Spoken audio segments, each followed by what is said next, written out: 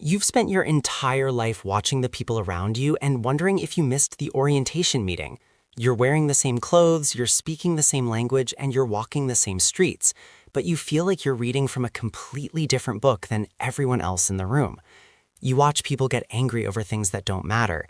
You watch them chase symbols that have no value.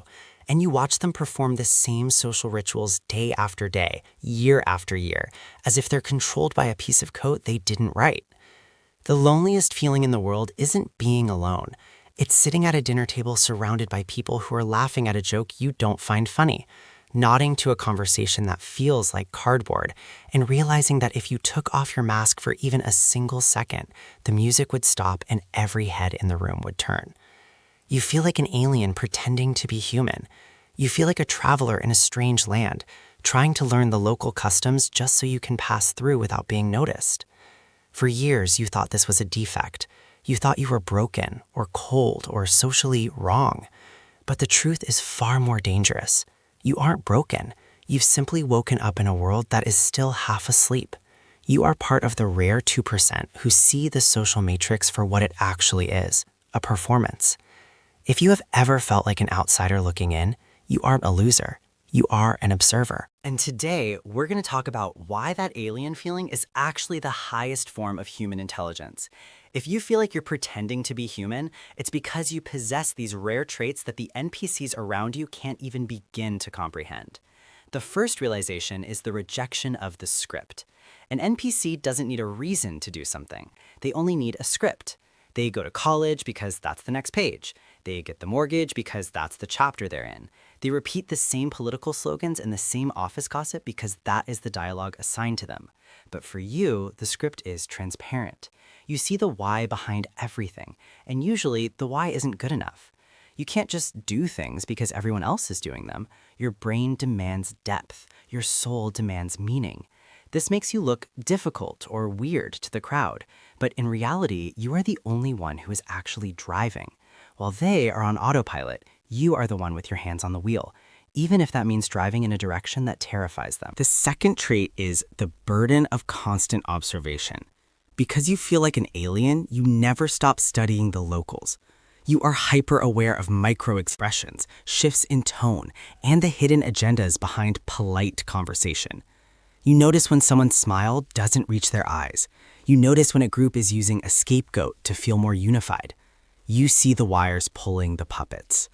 This is why social events are so exhausting for you.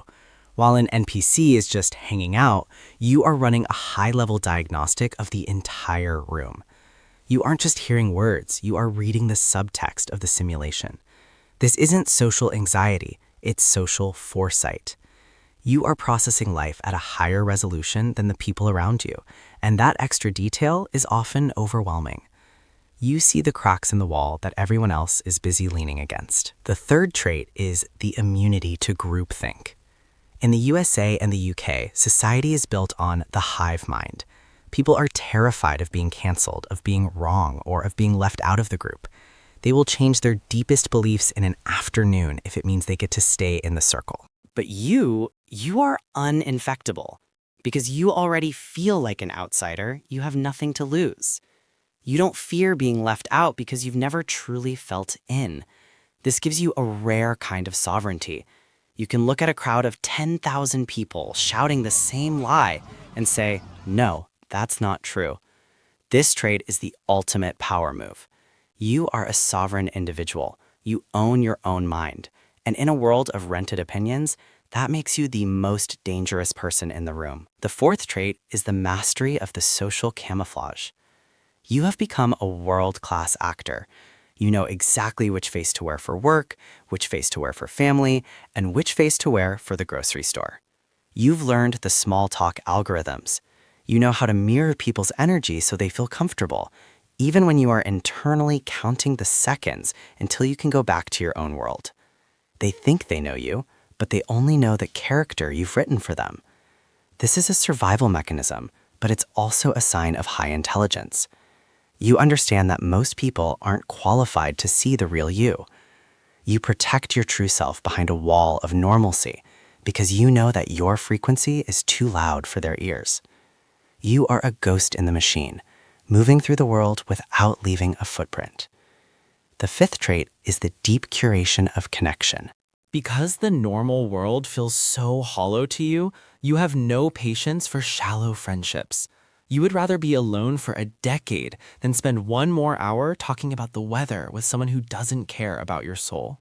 You aren't lonely, you are selective. You are waiting for the other 2%. You are looking for the people who also see the wires, the ones who also feel like travelers from another star. When you finally find a real connection, it is more intense and more loyal than anything an NPC could experience. You don't have friends, you have fellow survivors. You don't do networking, you do soul recognition. The sixth trait is the sovereign peace of the outsider. There is a point in every alien's life where the sadness of not fitting in turns into the power of not needing to. You realize that fitting in is just another word for disappearing. If you fit in, you become part of the background. You become part of the noise. By staying an alien, you keep your edges. You keep your perspective. You stay real in a world that is becoming increasingly artificial. You've reached a level of self-acceptance where you no longer ask, "Why am I so different?" And you start asking, "Why is everyone else so the same?" That is the moment of your awakening. That is the moment you stop being a victim of your isolation and start being the architect of your own reality. So the next time you're in a crowd and that familiar feeling of otherness starts to creep in, don't push it away. Don't try to hide it. Lean into it. That feeling is your compass. It is your intuition telling you that you are standing in a hall of mirrors. You are the only thing in the room that isn't a reflection. They will tell you that you're antisocial. They will tell you that you're too intense. They will tell you that you need to just relax and be normal. But normal is a trap. Normal is the anesthetic they use to keep the NPCs from realizing they're in a cage. You are the one who saw the bars. You are the one who refused the medicine. The world doesn't need more people who fit in. The world is drowning in people who fit in.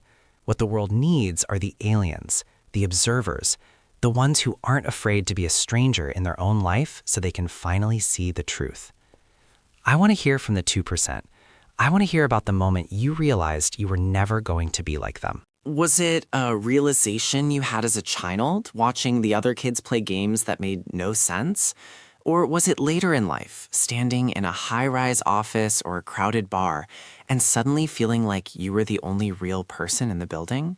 Leave a comment below. We are building a signal for the ones who feel like they're sending a message into deep space. You aren't alone. You're just operating at a frequency they haven't learned how to hear yet. Let's talk about what it's like to see the truth. I'll be reading. Stay rare, stay sovereign, stay alien.